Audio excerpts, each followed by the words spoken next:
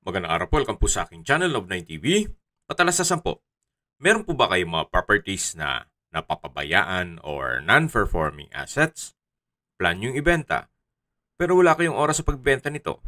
Kung ito'y pagkakatiwala nyo po sa amin, tawag lang po kayo sa aking numero, usap po tayo, gawan ko po ng video for free. Yes, libre po, wala po kayong babayaran. Tutulungan pa namin kayong mabenta ang inyong property. Kami na po bala sa marketing, sa boosting or paid ads. Even sa tripping, hindi na po kayo mapapagod sa pag-entertain ng mga buyers. Kami na po bala sa lahat. Tawag lang po kayo. Nandito po tayo ngayon sa Tuwi, Batangas kung saan meron po tayong bagong video presentation. Isang residential farm resort na may lot area na 6,278 square meters. Titulado, buhay po ang may-ari kaya wala po kayong maging problema sa documentation o sa transfer ng title. Punong-puno rin po ito ng fruit-bearing trees gaya ng guyabano, nyog, at langka. Nakabakod na po buong property at along Barangay Road. May 18 na solar lights din po palibot dito sa bahay. At tungkol naman po dito sa mismong bahay ay may floor area na 300 square meters. Ito po'y brand new. Meron pong master's bedroom. Then 3 bedrooms with toilet and bath. May swimming pool. Then elevated outdoor dining area at dirty kitchen. Meron din pong covered carport at caretaker's house. Ito po yung tinutukoy ko na elevated outdoor dining area. At mamaya po ikutan natin yan. Tunghan nyo po, napakaganda, napakaaliwalas, at bagong-bago pa. Maganda po ito para sa inyong retirement o bahay bakasyunan. Dito po sa poolside ay meron pong dalawang sun lounger chair. Possible din po maging income generating ito kung sakaling malayo pa naman yung panahon na inyong pagre-retiro at habang nasa ibang bansa po kayo o nasa trabaho, pwede naman pong gawin nyo itong staycation business. Then ipasok nyo sa Airbnb para kontrolado din ang booking nito. So dito po sa kabilang side ay meron pong mga Chinese bamboo dito sa partition fence. Linawin ko lang po sa mga nag-skip ng video. Baka kasi isipin nyo, itong area lang to ang covered ng property. Ang buong sukat ng lupa po ay 6,278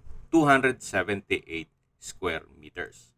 Meron pong concrete fence sa buong 6,278 at dito po naman sa may area ng bahay o meron pong partition fence. Ito pong bahay at ang swimming pool ay brand new na may floor area na 300 square meters at ito po'y fully furnished. Mula po sa pedestrian gate, meron pong stepping concrete walkway. Lahat pong bedrooms ay may access sa mismong swimming pool. Ganun po kaganda ang floor plan nito. Yan po yung mga bedrooms. At dito naman yung bar counter, beverage counter, or snack bar top.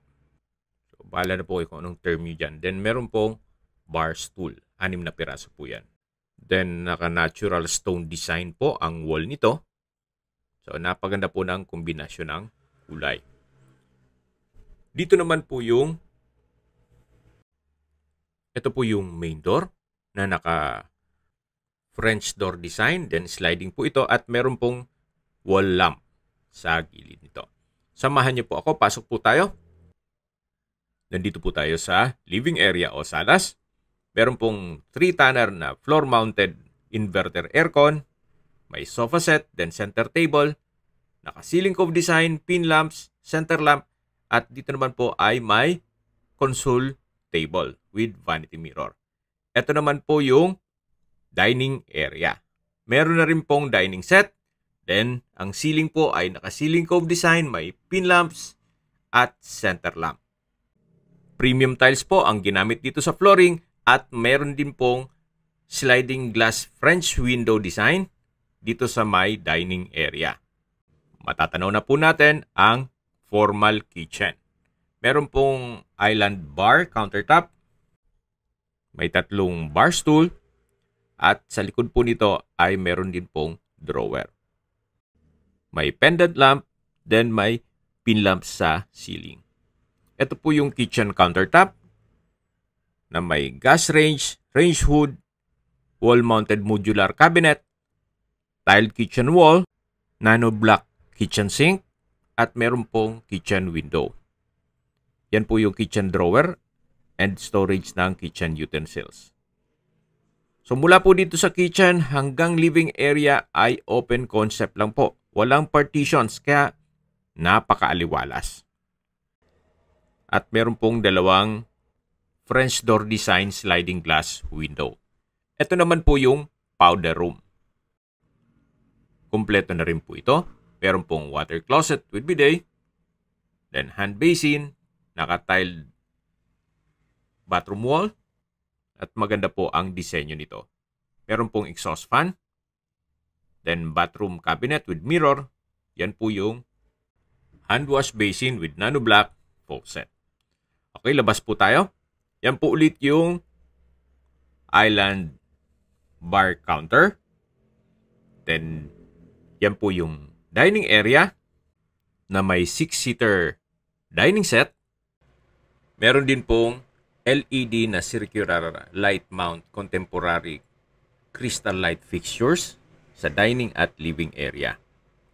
So mula po dito sa may living area, yan po yung 2 sliding glass window na French door design. Bali 3 po yan. Meron pong maliit na sliding glass door na may access naman papunta dito sa bar counter. Ito naman po yung master's bedroom. Dito po sa master's bedroom ay meron din po king size na bed frame with mattress. Then meron pong picture frame design na glass windows na ang view po ay itong swimming pool. At mula po dito, tanaw din yung ibang rooms dun sa kabilang side ng swimming pool. So, napakaganda po ng disenyo. At tanaw din po dito yung partition fence na may Chinese bamboo at yung mga solar lamps. Yan po yung floating TV rack. May split type aircon, then ceiling cove design, pin lamps, at may sliding glass mirror papunta dito sa toilet and bath na may walk-in closet. Hanggang sa dulo po yan. Meron din po itong jacuzzi. At naka-tiled bathroom wall na rin po. From floor to ceiling po yan. Ito po yung bathroom countertop. May wash basin, then nano block na faucet, at vanity mirror. Yan po yung water closet with bidet, at ito po yung shower enclosure na may hot and cold shower set. From floor to ceiling din po ang tiled bathroom wall. Ito po yung toilet and bath dito sa master's bedroom. Yan po yung drawer and bathroom cabinet. At lalabas na po tayo para check natin yung ibang parte nitong bahay. So, ito po yung master's bedroom na may built-in na king size bed frame. Then may mattress na rin po at bedside table. Balik po ulit tayo dito sa living area. Centralized na rin po ang aircon. May 3-tonner na inverter floor mounted air condition. At yan po yung dining area, sa dulo yung kitchen. Ito po yung main door. Then paglabas nyo po, yan po ang magiging view. Napakaliwalas. Ito yung bar counter. Then may bar stool at sa dulo po ay may countertop with sink. Yan po yung swimming pool at dito naman po yung balkonahe na May outdoor furnishings, chair with armrest, hanging egg chair. Meron din pong wall-mounted wall lamp. Nandito na po tayo sa first bedroom na naka-French door design. Then, meron din po itong twin size na bed frame with mattress at may aircon. Naka-ceiling cove design, may pin lamps, may center lamp, at sa dulo po ay may picture frame design. May sariling toilet and bath din po ito. At brand new po lahat ng toilet fixtures. Yan itong water closet with bidet, wash basin, then may bathroom cabinet, at ito po yung shower enclosure na may nano black na overhead shower.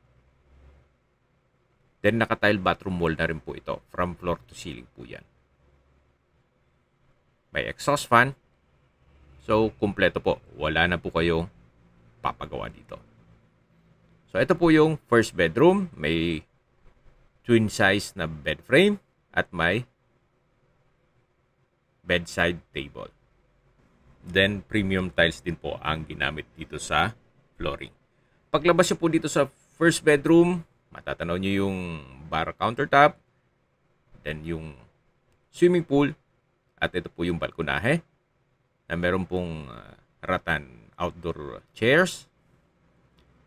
Ito naman po yung second bedroom. Ganun din po. Naka French door design na sliding glass door. Then meron din pong twin size bed frame. Then may bedside table in between ng dalawang bed. Then brand new po lahat ng mattress. May window type aircon. Then naka-ceiling cove design. May pin lamps. May center lamp. Meron din po itong picture frame window design. Then ito naman po yung sariling toilet and bath. Dito naman po ay may walk-in closet or wall-mounted open shelves. May hand wash basin with nano block faucet at floating bathroom cabinet. Yan po yung water closet with bidet at ito yung shower enclosure na may nano block overhead shower. At meron din pong bathroom window. So naka-tile bathroom wall din po siya. So ito po yung toilet and bath dito sa second bedroom. At lalabas na po tayo para check natin yung ibang parte nitong bahay. So, ito naman po yung second bedroom. Okay, labas na po tayo. So, paglabas nyo po, ganun din po. Yan po ang view. Swimming pool. Then, meron pong outdoor chair with center table. At ito po yung third bedroom. So, naka French door design. Sliding po yan. Then, pasok po tayo. So, ganoon din po. Meron pong twin size na bed frame with mattress. May dalawang glass window. May aircon. Naka-ceiling cove design. May pin lamps. May center lamp. May mga outlet na rin po sa mga wall. At may sariling toilet and bath. So, halos same design lang po nung second bedroom. May open shelf o walk-in closet. Then, floating bathroom cabinet. May wash basin. Then, nano-block sink. Water closet with bidet. Then, naka-tile bathroom wall from floor to ceiling. At meron pong exhaust fan. Shower enclosure. Bathroom window. At nano-block overhead shower. So, ito po yung toilet and bath dito sa third bedroom. At ito naman po yung mismong third bedroom. Yan po, naikutan na natin lahat ng kwarto dito sa buong kabahayan. So, paglabas nyo po, ganun din, meron siyang view dito sa swimming pool. At tanaw din dito yung main door. At ito po yung balkonahe. na may outdoor furnishings. Ay sarap po ng pakiramdam kung pagkagising nyo, ito na kaagad ang bubungad sa umaga nyo. At magkakape po kayo dito. At pag ready na ang breakfast, meron pong outdoor elevated na dining area. Arang kumain lang po kayo sa isang alfresco restaurant. Meron pong wall-mounted lamp sa poste nito. At ito pong ceiling ay may mga pin lamps. So, ilang steps lang naman po ito. 3 lang. Akyat po tayo. So, malaki naman po ang espasyo nito. Kahit siguro mga 10-seater na dining set ay kakasya po dito. So, mula po dito, tanaw din ng swimming pool.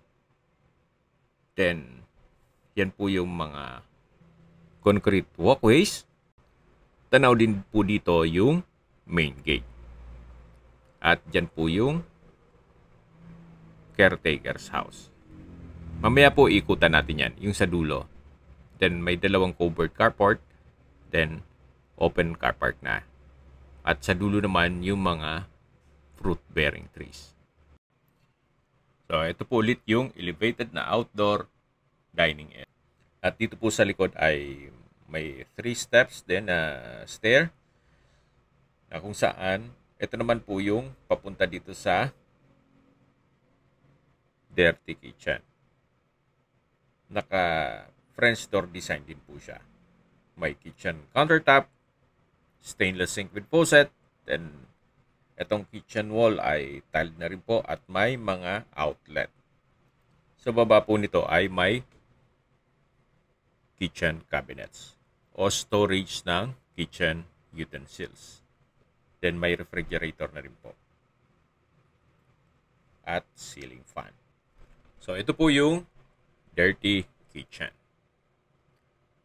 Then may walkway din po dito.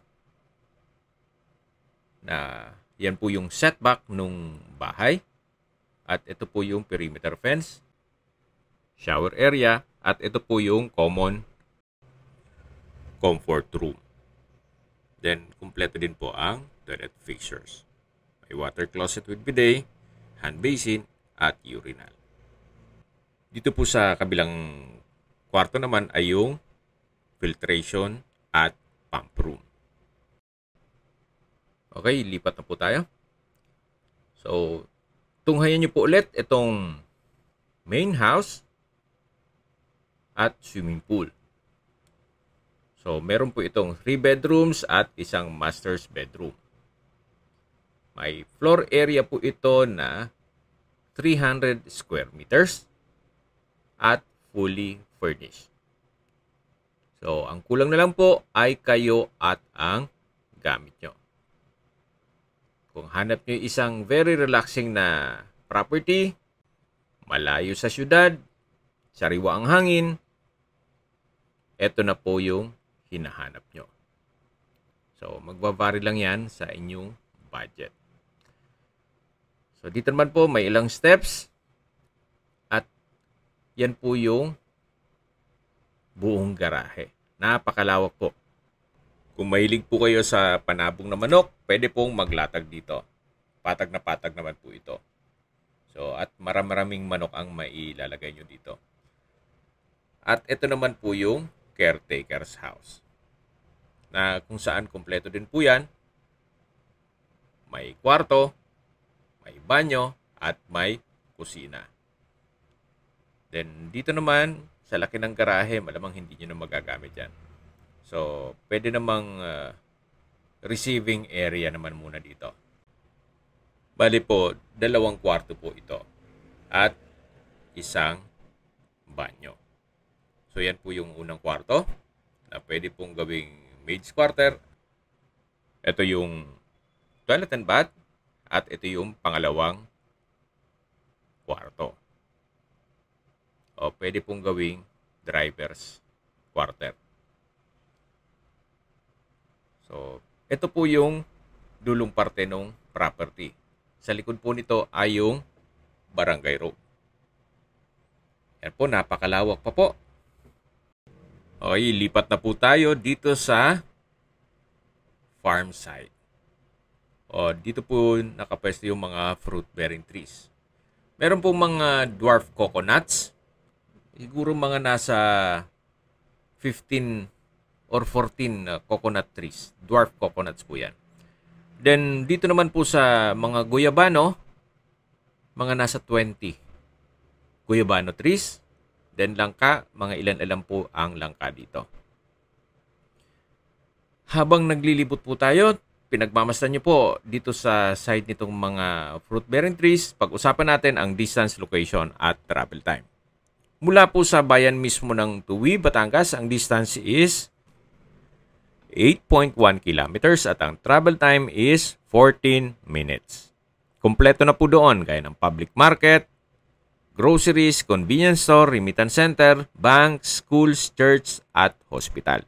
Yan po yung lagi kong binabanggit sa aking video na dapat nyo i-consider sa paghanap ng property, yung meron pong malapit na hospital. Hindi ko naman po sinasabing sakitin kayo. Yan naman po for emergency purpose lang naman. At mula naman po sa mga beach resort sa Lian, Batangas, ang distance is 23.3 kilometers at ang travel time is 41 minutes. Mula naman po sa Twin Lakes, ang distance is 36.2 kilometers at ang travel time is 49 minutes. Kung manggagaling naman po sa Tagaytay, ang distance is 49.9 kilometers at ang travel time is 1 hour and 13 minutes.